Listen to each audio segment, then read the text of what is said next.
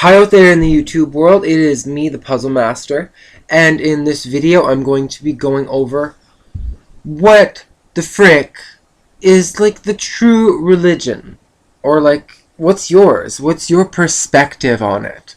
And lately I've been really thinking, well, who am I kidding, not lately, for a very, very long time I've been thinking and reading about astrology. And you know what?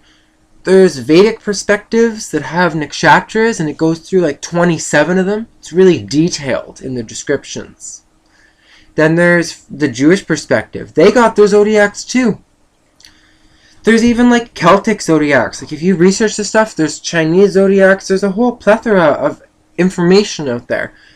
But the one thing, or the only thread that I seem to be able to find that is truth to all of it, is that the astrological implications are true.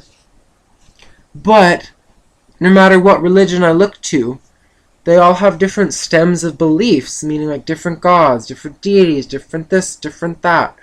And I think that they're kind of just all interpretations of the same phenomenon, but through different words. Like they talk about, like a lot of, even in the Vedic texts, I can't remember his name, but there was like a god that kind of in the underworld that judges your soul. Just like in Egypt, where they had the god I can't remember his name either. But regardless, he weighs your heart against a feather. Like everyone's probably seen that hieroglyphic. Horus, god of the night. He weighs your heart against a feather. And from my interpretation as Purmavisu moon, well, it's you. Like, you are your own universe. When you die, it's kind of your call. If you led a really dishonest life, you know who you can't lie to? Yourself. And when you die, you know how long you have to deal with that? Forever. So shit might be kind of like hell. But all of these visual representations, when they show like gods poking at you with a pitchfork, being like, "Why didn't you do this? Why didn't you do that? You knew it was the right thing." No, there isn't an external. There is your internal, and it is forever, and it is not going away. If you think for one instant that, from scientific viewpoint, that when you die, it doesn't matter. You live life to the fullest and whatever, and sin and all these kind of things. You simply will have to make up for it in the next lifetime via your chart.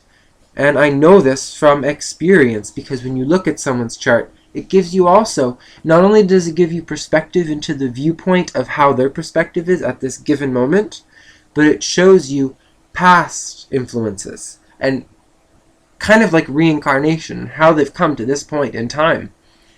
And whether or not, this is going to be the chance to maybe get out of the situation and rise above and evolve and move on to a higher plane. Or you can devolve and you can go into the eternal abyss, and that's with guilt and sadness and remorse and all of that's just horrible stuff. You can get all trapped down there, or you can rise above it. There is the conscious choice to do so. And free will, meaning every moment of this life you have chances to undo things from the past that were done. That's kind of why you are here now, is to undo things that were from the past. Or else you wouldn't be here, is kind of my point. You would have already moved up. Moksha is kind of, if you can look up moksha, it's from, as I gave perspective, from there's Jewish and the Catholic and Vedic and Muslim, all that different kind of stuff. They all view the stars as having very special relevance over your soul's development and your soul core at your moment of birth, and that it's special. Time is special. The ebb and flow of the moon, the ebb and flow of the moon, and the waxing and wane, that didn't make any sense at all. But yeah, you know what I mean.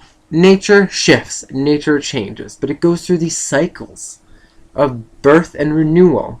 And the next time that you have a chance at birth and renewal, make the most of the birth and renewal, if you know what I'm saying. Like, you are supposed to go with your gut feeling. You are supposed to follow your divine calling.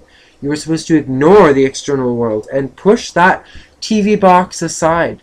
Because, things of the world are simply that. They are exactly that. They're of the world. They are not of you.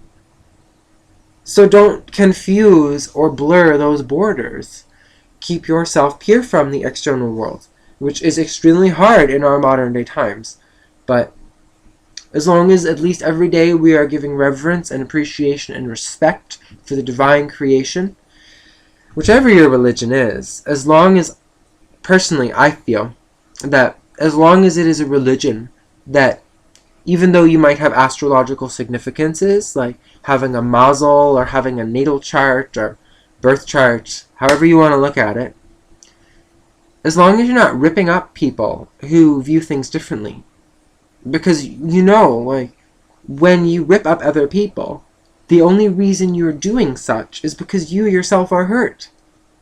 So it isn't actually your action of lashing out and hurting that, you hurt others by reacting that way. Even before you've lashed out and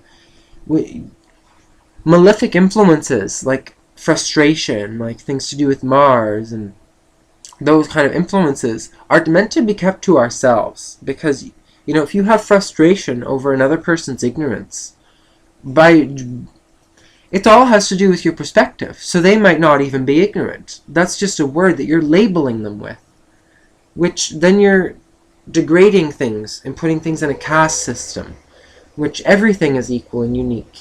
Flowers wouldn't grow without the shit that fertilizes them. So everything is equally as special. It's simply visual representations that allow our viewpoints to become skewed.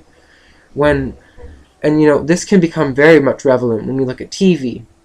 People watch like a half an hour show that contains no information, but it was just so visually appealing and entertaining that, like, let's waste, how many hours in a day? 24? How many of those have daylight? 12? Not even?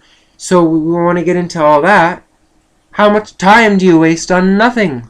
Like, compared to, researching things and maybe trying to gain your own experiences on this physical plane instead of hearing things through the grapevine. Why don't you go out there in nature, try to connect to the plants, and actually see if you can have any kind of divine messages gifted to you, instead of just relying on hearsay from other people.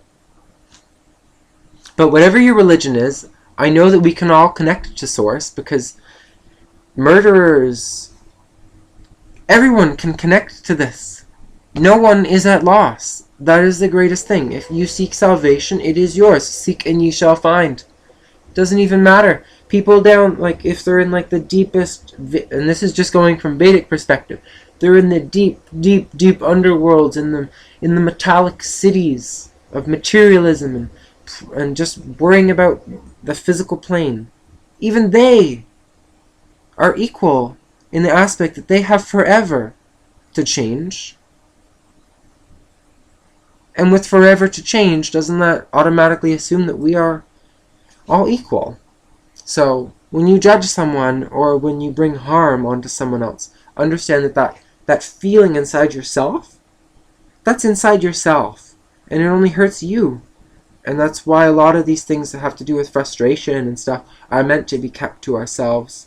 That is the only way that we work through them